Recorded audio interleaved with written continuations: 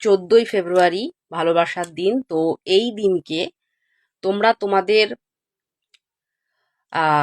গার্লফ্রেন্ডকে, ওয়াইফকে তোমরা সোনার জুয়েলারি, গোল্ড জুয়েলারি দিতে পারো, সিলভার জুয়েলারি দিতে পারো, আদার্স কোনো মেটালের জুয়েলারিও কিনে তোমরা দিতে পারো।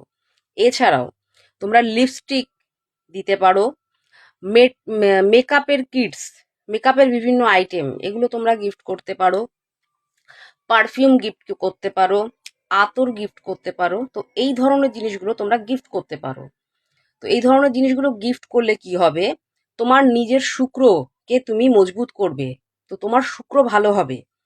এবং তুমি যেইটুকুনি দাও না কেন, তোমার গার্লফ্রেন্ডকে দাও, তোমার ওয়াইফকে দাও, তো তোমার শুক্র যদি তার ফলে ভালো হয়, তাহলে তুমি তোমার লাইফে সাকসেসের দিকে এগিয়ে যাবে।